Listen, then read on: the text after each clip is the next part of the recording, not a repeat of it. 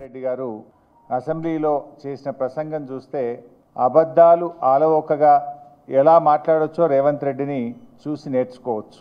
బయట బూతులు అబద్ధాలు మాట్లాడుతున్న రేవంత్ రెడ్డి గారు కనీసం అసెంబ్లీలోనైనా నిజాలు మాట్లాడతారనుకున్నాం.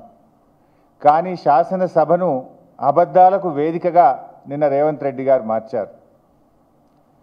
కేసీఆర్ గారు తెలంగాణ జాతిపితగా పేరు తెచ్చుకుంటే రేవంత్ రెడ్డి గారు బూతు పితగా పేరు తెచ్చుకున్నారు.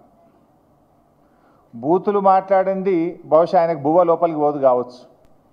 నోరిప్పితే బూతులే. మేము డేటాను నమ్ముకుంటే ఆయన డర్టీని నమ్ముకున్నారు. మేము ఎప్పుడు మాట్లాడినా ఆధారాలతో మాట్లాడతాం, సాక్ష్యాలతో మాట్లాడతాం. కానీ బట్టగాల్చి మీదేసే రకం రేవంత్ రెడ్డి. జగదీష్ రెడ్డి గారు అన్పార్లమెంటరీ భాష వాడకపోయినా ఏకపక్షంగా ఆయనను సభ నుంచి సస్పెండ్ చేసి బయటకు పంపారు. జగదీష్ రెడ్డి గారు ఏం మాట్లాడారు? మీ అని వాడారు తప్ప ఏకవచనం నీ అనే పదం ఆయన వాడనే లేదు.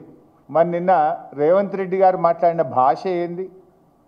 ఓ బూతు సినిమాకు రాసుకున్న స్క్రిప్ట్ లాగా ఉంది. అదేమన్నా ప్రజలకు పనికొచ్చేది ఉందా? రాష్ట్రానికి సంబంధించింది ఏమైనా ఉన్నదా?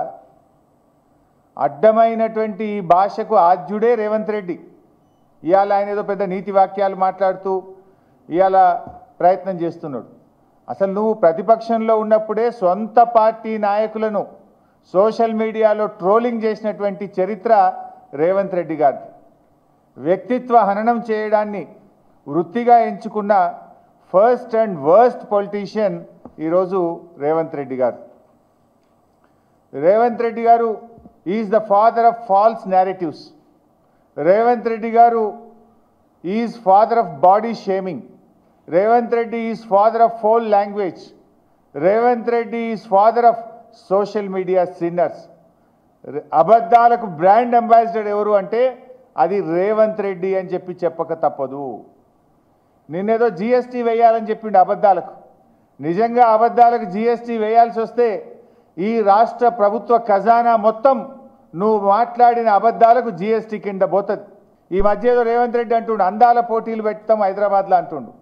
అందాల పోటీలే కాదు, తిట్ల పోటీ కూడా పెట్టు, నీకే ఫస్ట్ ప్రైజ్ వస్తుంది. నీకు మించినోడు ఇంకోడు ఉండడు.